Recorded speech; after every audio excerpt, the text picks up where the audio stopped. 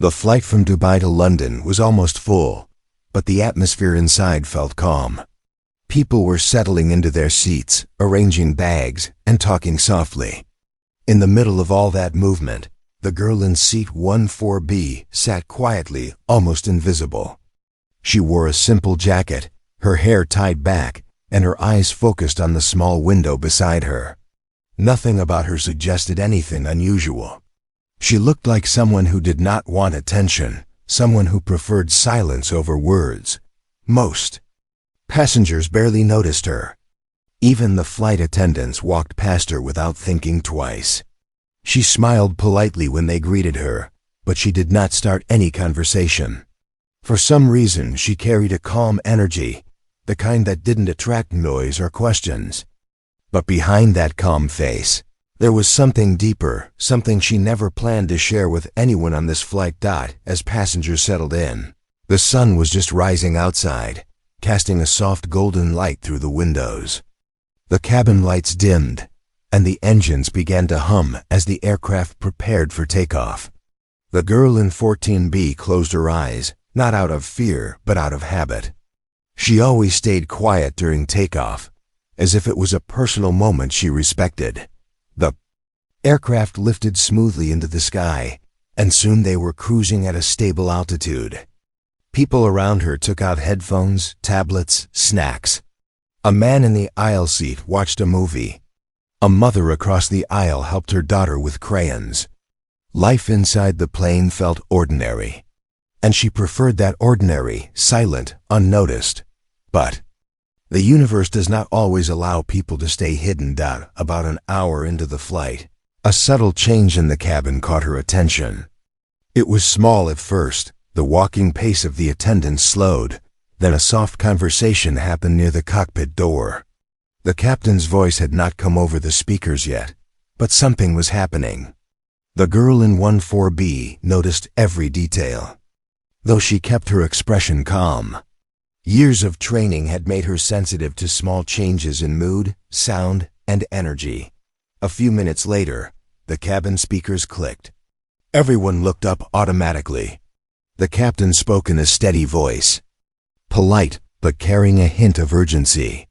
He welcomed passengers, mentioned the route, and then paused for a moment longer than usual. The girl in 14B opened her eyes fully. She knew that kind of pause. It was never random. Then the captain said a line no one expected, if there is any. Passenger on board with helicopter flying experience, especially an Apache pilot, please contact the crew immediately. The cabin froze. People exchanged confused glances. A couple of passengers whispered, wondering what could be wrong. Man in front leaned back slightly, as if expecting someone dramatic to stand up. The little girl across the aisle looked around curiously, expecting a superhero to appear, but no one moved. The request sounded so unusual, so specific, that passengers did not know how to react. An Apache pilot? On a commercial flight? It felt impossible. The girl in 14B took a slow breath. Her hand gently tightened around the armrest, not in fear, but in recognition. She had heard that kind of call before, long ago, in a completely different sky, under completely different circumstances. She never expected to hear it again. Especially not on a quiet morning flight between two peaceful cities. She kept her head down, thinking. Should she respond? Should she stay quiet? She had left that part of her life behind. She had walked away from the stress, the risks, the constant responsibility. This flight was supposed to be just a journey. Nothing more. But the captain did not stop there. He made the announcement again, this time clearer, with a slight shift in tone. Not panic, just a firm request. Something was happening up front, something that required more than routine crew training. One of the attendants walked down the aisle slowly, her eyes scanning faces. Not suspiciously, but hopefully searching for someone who might respond. Girl in 14B could feel her heartbeat just a little faster. Not out of fear, but out of instinct. When something goes wrong in the air, every second counts. Sitting silently did not feel right anymore. But she also knew that standing up would change everything. People would look at her differently. They would ask questions. They would wonder who she really was. She had worked hard to leave that life behind, to keep her skills in the shadows, yet the responsibility she once carried was not something that disappeared just because she wanted a quiet life. She looked at the seatbelt sign above her, glowing softly. In her mind, old memories floated up, not loud, not painful, just clear. Training sessions, radio calls, late-night missions.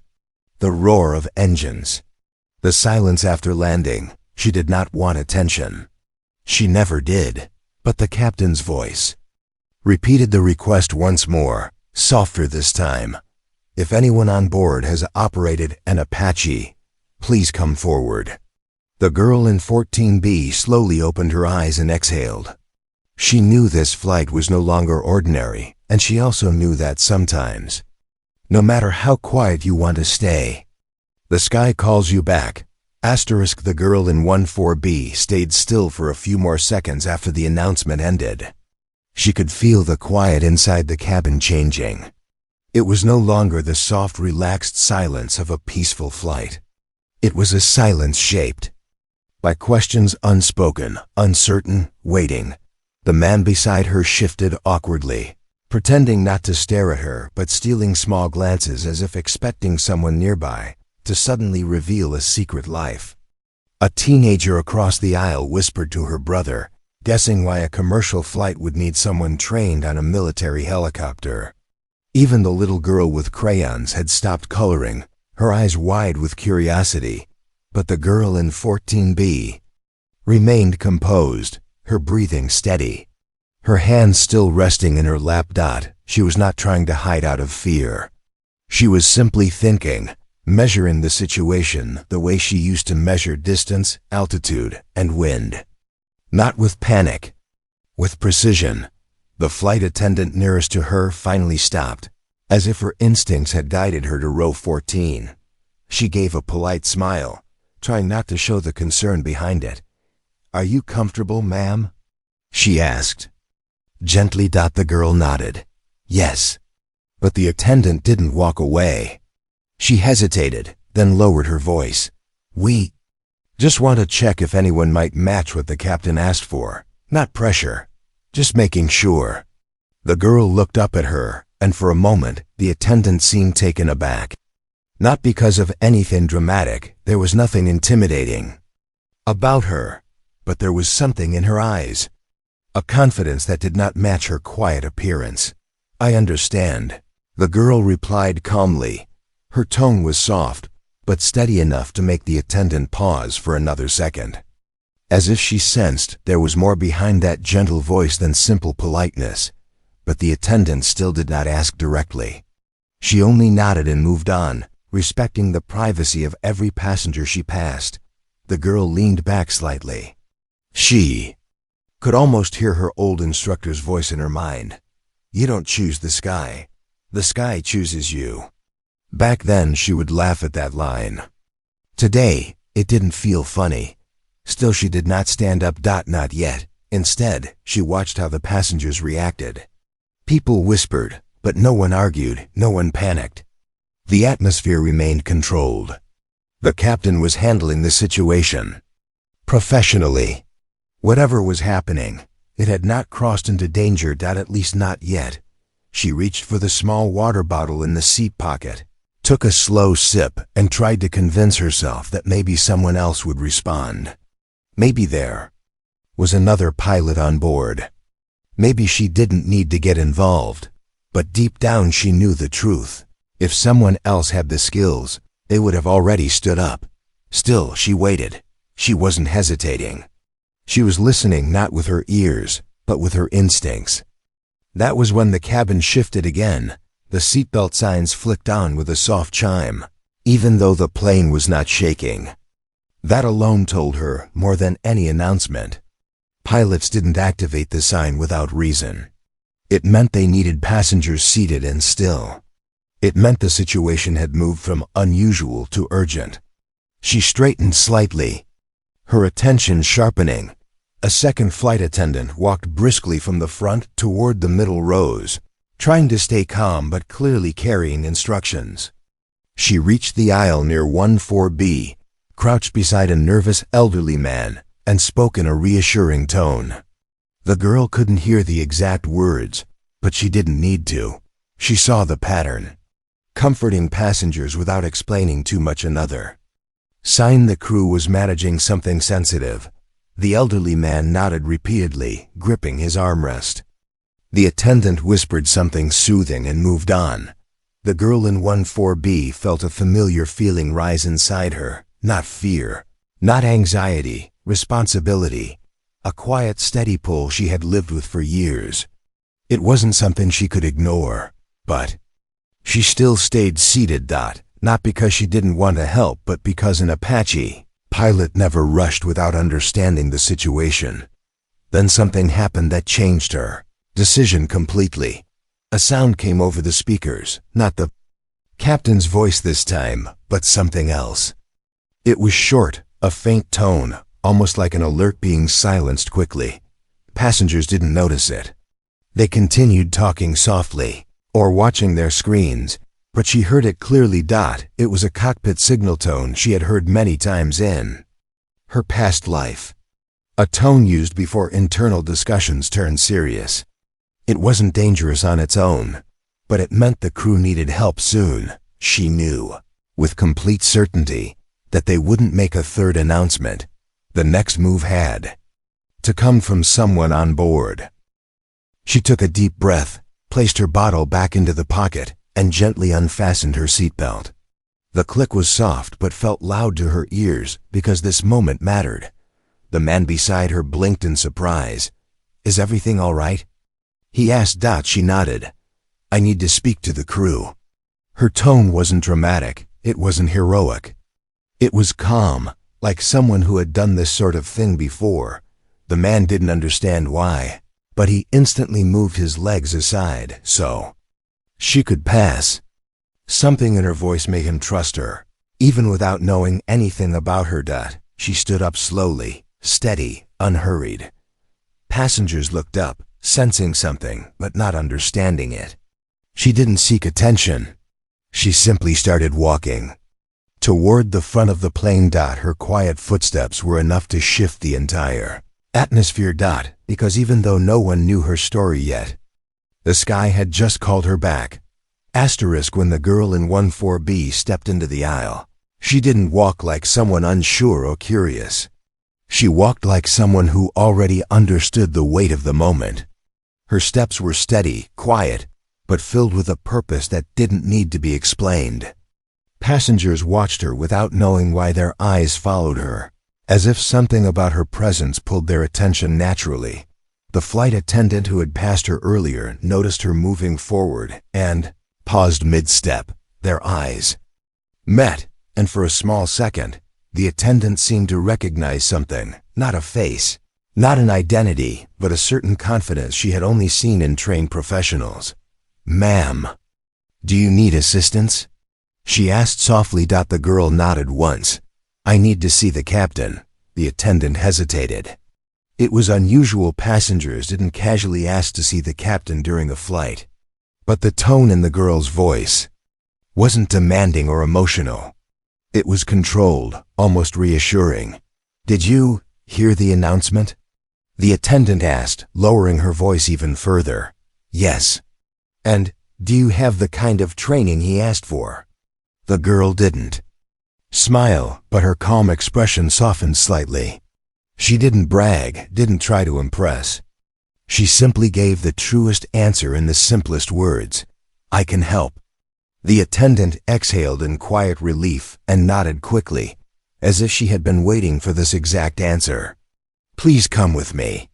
They moved together toward the front of the plane.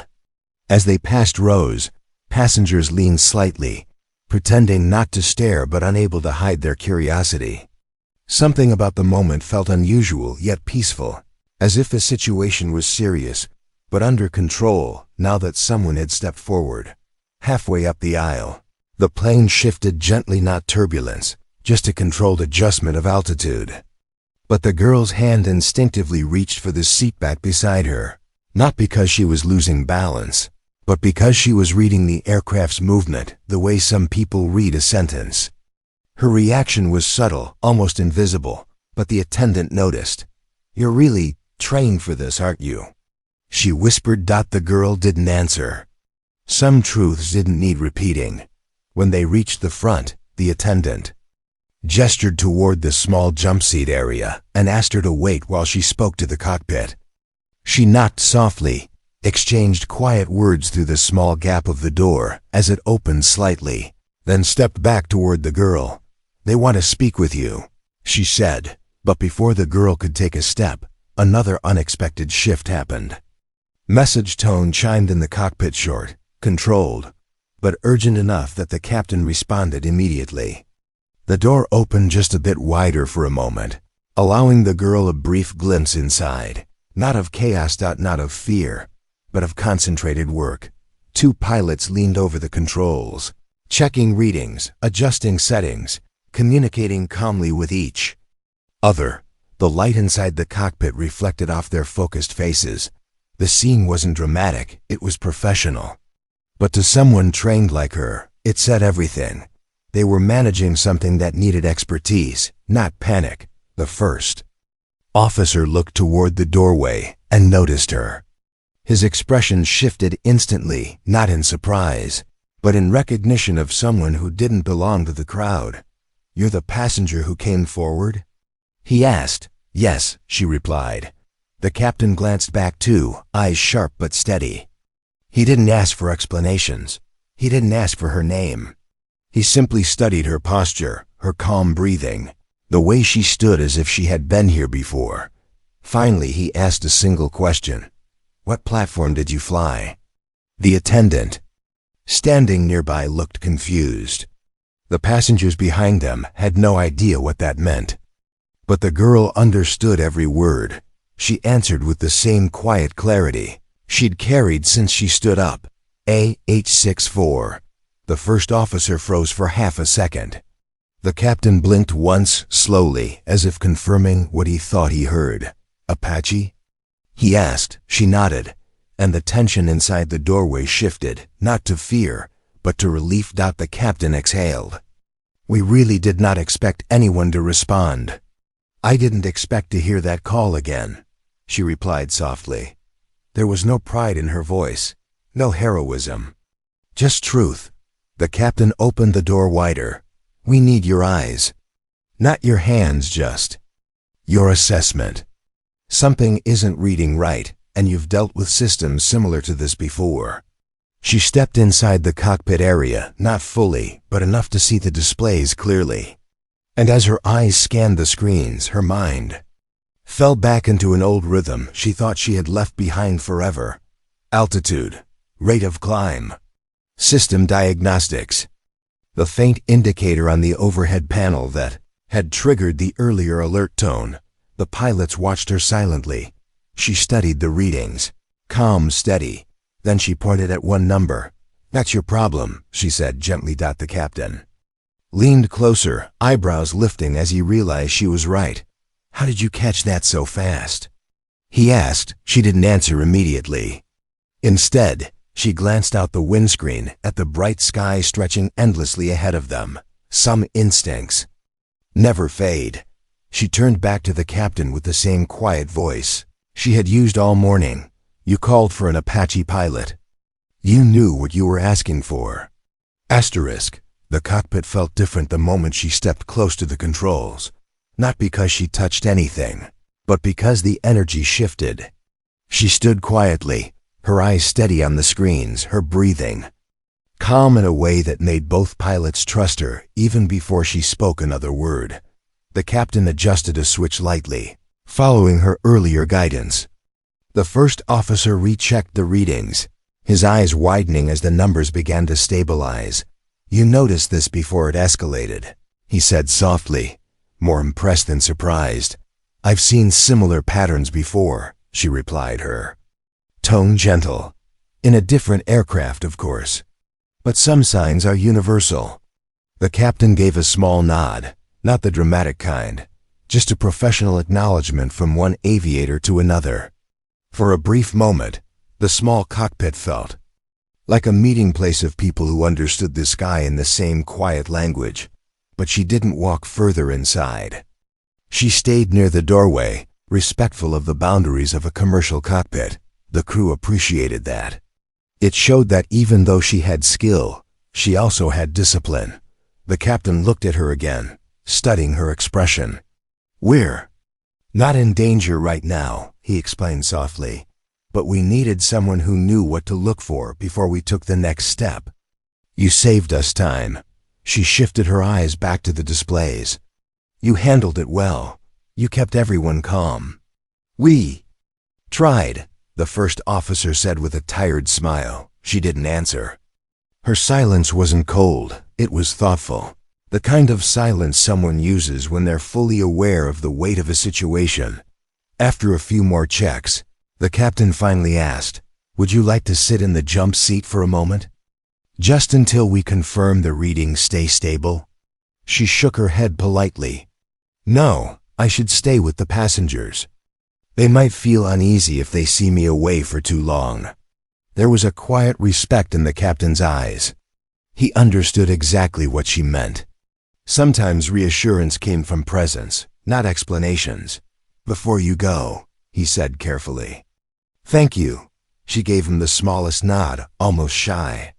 "You don't need to thank me. You made the right call." The first officer smiled. "We didn't know if anyone would respond." She lowered her gaze for a second. "I didn't expect to respond either." The captain picked up on the meaning hidden in those words. He didn't push for more. Everyone had a story, and not all stories were meant to be told at 30,000 feet. The attendant gently guided her out of the cockpit area, and the door closed softly behind her. The moment it shut, the calm of the cockpit returned, but now with a hint of relief that wasn't there before. As she walked back down the aisle, something unusual happened. Passengers didn't stare directly at her, but the atmosphere around her shifted. They watched from the corners of their eyes, sensing she had played some role in the captain's earlier message, even though they didn't know what. A child looked at her with quiet admiration. An elderly woman gave her a warm smile, as if thanking her without words. A businessman nodded politely, like someone acknowledging a person who had done something meaningful. Even if he didn't know what it was, she didn't look at any of them too long. She simply continued walking, calm and steady, the same way she had come, but now the plane felt slightly different. It felt like it knew her now. When she reached her seat, the man beside her leaned slightly toward her. "Everything okay?" he asked softly, trying not to sound intrusive. "Yes," she said with a gentle smile. "Everything is fine." He hesitated. Did you help them?" She looked forward, her eyes focusing on nothing in particular. "I just gave a little guidance," she replied simply. The man nodded slowly, accepting her answer even though it didn't explain anything. But there was something in her voice, quiet, confidence, not pride, that made him feel reassured. She fastened her seatbelt again, placing her hands neatly on her lap. She looked like the same quiet passenger she had been since the flight began. But inside, old memories had stirred, not painful ones, but ones she thought she had left far behind. The sky has a way of returning what you think you've outgrown. As she settled into her seat, the captain's voice came back over the speakers, calm and controlled. "Ladies and gentlemen, our systems are now stable. We will continue our flight normally. Thank you for your cooperation." Passengers relaxed immediately. Conversation started again. Headphones went back on. The child resumed coloring. The girl in 14B closed her eyes for a moment, letting the peaceful sounds return around her. But deep inside, she knew the day wasn't over yet. What she had seen on the cockpit screens, while not dangerous, was unusual enough to stay in her mind, and for someone trained like her, instinct was not something to ignore. Something told her the sky had more to say. The girl in 14B rested quietly, but her mind did not. Even though the passengers around her had relaxed back into their normal routines, she could not forget the unusual reading she had seen in the cockpit. It wasn't an emergency, but it wasn't common either. It felt like a small hint, the kind that experienced pilots notice long before anyone else. She took a slow breath and tried to let the calm of the cabin influence her. Coffee cups clinked softly as flight attendants served drinks. The engines hummed with their steady rhythm. A few rows behind her, someone laughed quietly at a movie scene. Life inside the aircraft felt normal again, but she was not built to ignore instinct. The man beside her had quietly taken out a book but kept losing his place because he kept glancing at her. He finally whispered, "You must really know what you're doing." She didn't answer right away. She didn't know how to describe it without drawing attention. "I've trained for things like this," she said softly. "But I don't use that training anymore." "Why not?" he asked gently. She gave a small, distant smile.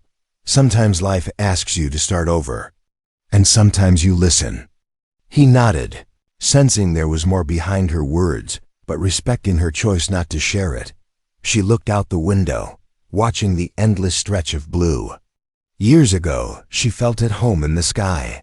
She memorized weather patterns, wind changes, and the language of aircraft. It wasn't just flying. It was understanding how the sky speaks. And now, after so long, that old connection had returned without warning. A soft announcement clicked on suddenly. Not from the captain this time, but from the flight attendant.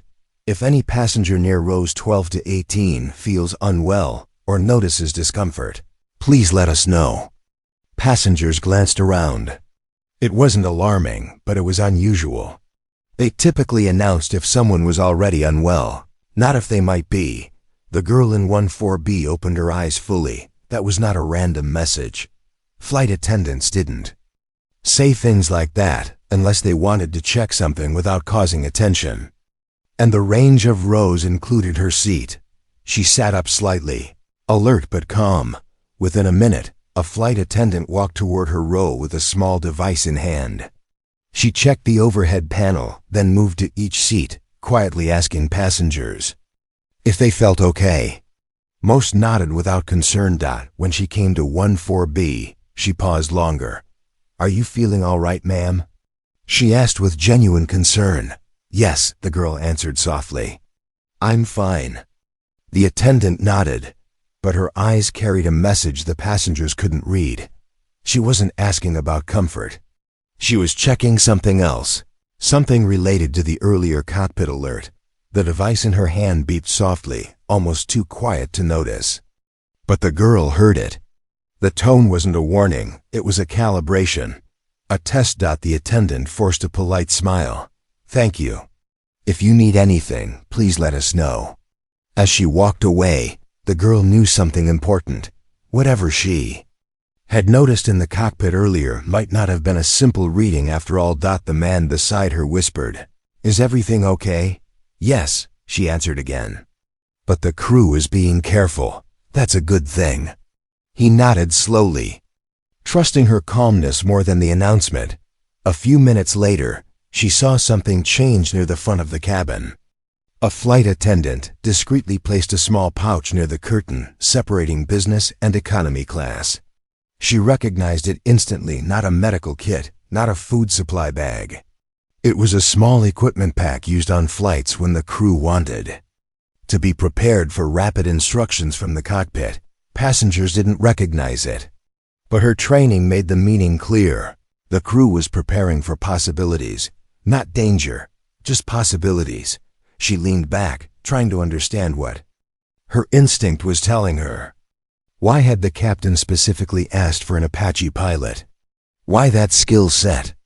What had he seen earlier that made him so sure he needed that kind of background? Then it struck her slowly, not fearfully, but with clarity. Apache pilots were trained for certain types of situational assessments that other military platforms did not emphasize. Things involving systems behavior in difficult conditions. Things that required advanced sensing and reading patterns under unusual Circumstances. The request wasn't random. He had needed someone who understood deep system interpretation without causing alarm, and she had given him exactly that. But now the crew was monitoring the cabin, checking rows, preparing quietly. Something else was happening, something the passengers hadn't noticed yet. The plane still flew smoothly, but the sky outside had shifted. Clouds had begun forming far ahead, thin but widespread. Most passengers thought nothing of it, but she saw the pattern. Long, stretched layers, the kind that meant the aircraft might be entering an atmospheric zone that required pilot attention. She closed her eyes, listening to the hum of the engines, the vibration of the cabin, the little sounds most people ignored. Something felt slightly off. Not dangerous, just different. Different enough that her instincts refused to stay quiet. The man beside her whispered again, "Are you sure everything is fine?" She opened her eyes slowly, her expression steady, calm, but thoughtful. "It's fine," she said, gently. "But the sky is changing," he frowned. "What does that mean?" She turned her head slightly toward the window. "It means my day isn't finished yet." Asterisk. The sky outside the window changed slowly, but to her trained eyes, it wasn't just a shift in color or light. It was a sign. The thin layers of clouds weren't threatening, but they signaled changing conditions, conditions that commercial pilots usually managed with ease. But today, with the earlier system irregularities, she knew they had to be careful. She watched the clouds as if they were speaking a language only she understood. Every curve, every shade, every movement told her something. Years of flying in harsher skies had sharpened her instincts in ways she never forgot. As she studied the horizon, the plane made a gentle correction, smooth, controlled, barely noticeable to anyone else. But she felt it. A slight adjustment of pitch, a subtle shift in engine tone, a recalibration that meant the pilots were steering around the cloud bank instead of through it.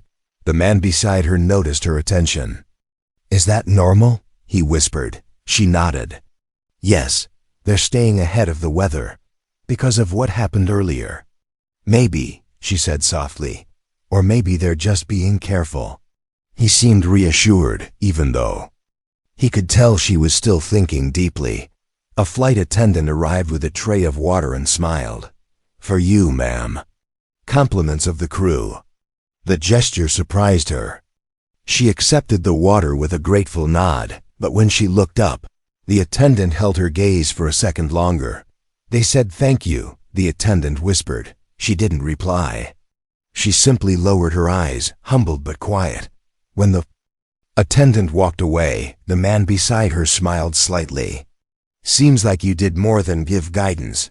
She said nothing, but a faint, almost shy expression crossed her face, an expression of someone who never wanted attention for doing the right thing. As she slowly sipped the water, the seatbelt sign flicked on again. This time, the captain made a calm announcement about expected light weather variation ahead. His tone was steady, not urgent, but she could hear the subtle layer behind it. He wanted passengers seated because he preferred full focus. Hum of the cabin softened as people settled down. Headphones removed, tray tables closed. Conversations quieted. But in row 14, something different happened. The girl in 14B felt something she hadn't felt in a long time. The old rhythm of readiness. It wasn't fear, it wasn't tension. It was a quiet awareness, like a switch inside her turning back on after years of silence. And then, unexpectedly, the cockpit door opened again. Not fully, just a careful inch. Enough for the attendant at the front to peek toward her row. Their eyes met. The attendant gave a small nod. A request. A silent one, but a request, she understood. Immediately, she unfastened her seatbelt. The man beside her didn't speak this time. He simply moved his legs aside without question. When she reached the front, the curtain closed gently behind her, giving a small sense of privacy from the passengers. The attendant stepped closer. The "Captain would like to speak with you again." "Only if you're comfortable," she said. "I am," the girl replied. This time, the cockpit door opened. Both pilots were waiting. The captain gestured for her to stand near the doorway again. "We've been monitoring the systems," he said. "You were right about the earlier reading. It hasn't worsened, but it also hasn't gone away." She listened carefully. "What do you need?" she asked. The first officer turned a screen slightly toward her. "We're entering a zone where these readings matter more. Not dangerous, but precise. We want your perspective again. Your instinct." She leaned forward, just enough to see the display clearly. It wasn't a malfunction. It wasn't a failure. It was a drift. One that required someone trained to sense patterns more than numbers. She studied the data, quiet and thoughtful. The cockpit was silent except for the gentle beeps of the aircraft. After a long moment, she said softly, "You're fine to continue this path, but you'll need to adjust again in a few minutes. The system is reacting to the conditions outside, not itself." The captain blinked. "You can tell that just by looking?"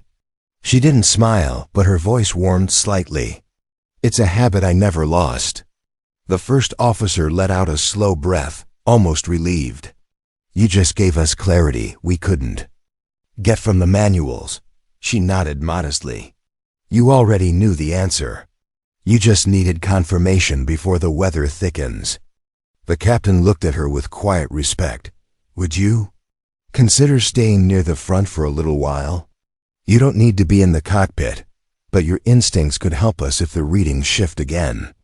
She thought about it. Passengers might notice her missing, but the crew needed support, not flying, not operating controls, just her awareness.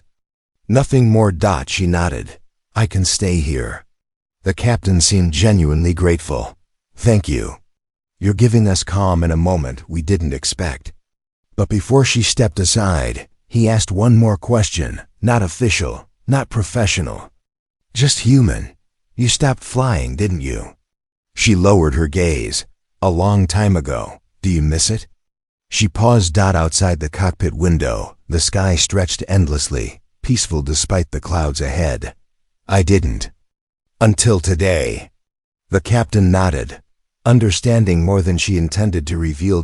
As she stood near the front of the cabin, watching the curtain sway softly behind her, she realized something unexpected. She didn't feel like the quiet passenger in 14B anymore. For the first time in years, she felt like herself again.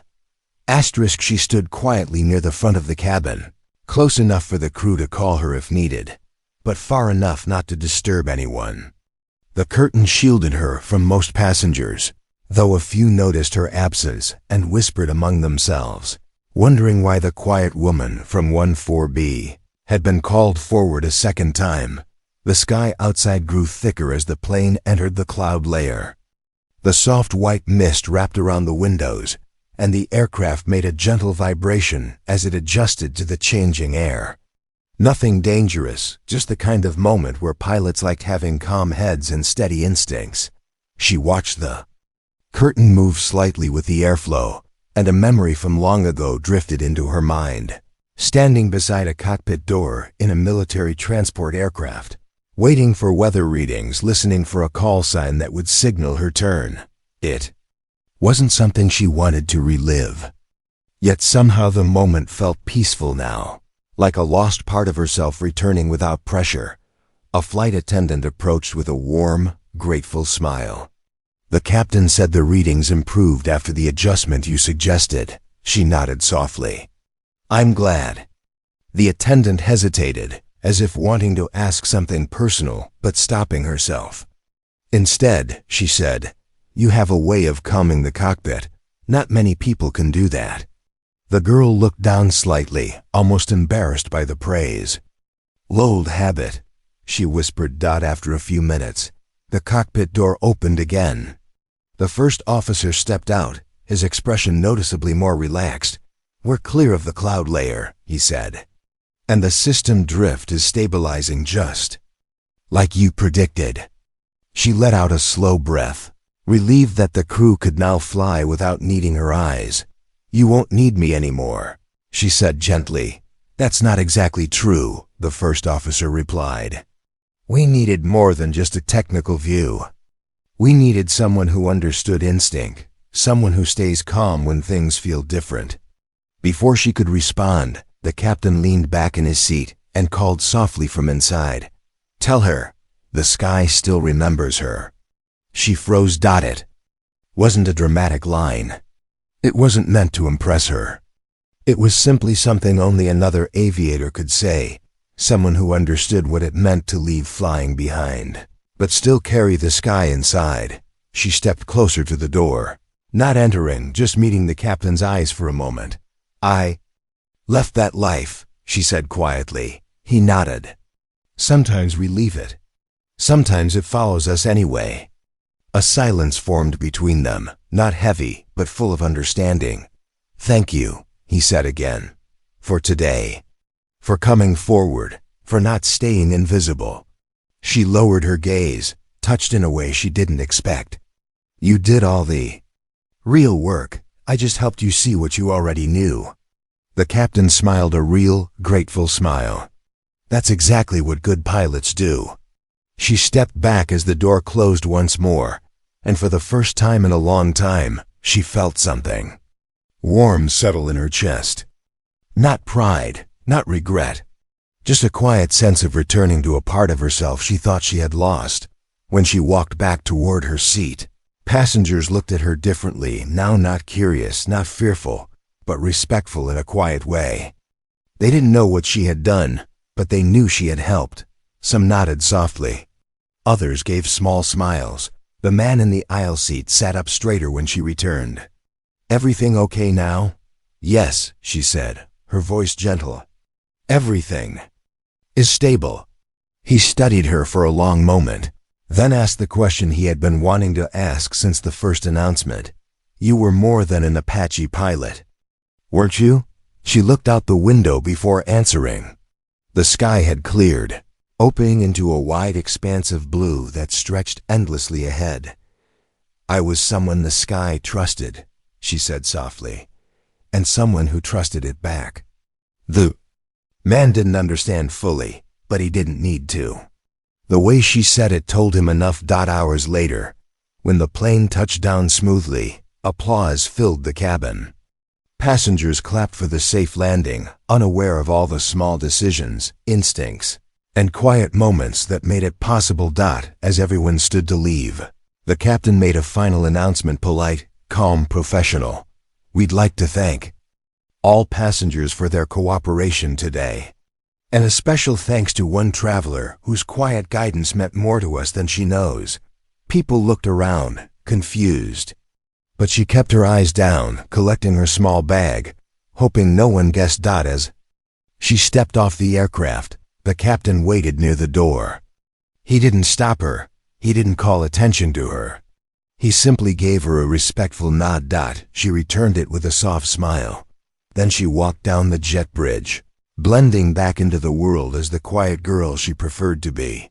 But as she reached the terminal, she glanced at the sky through the large window.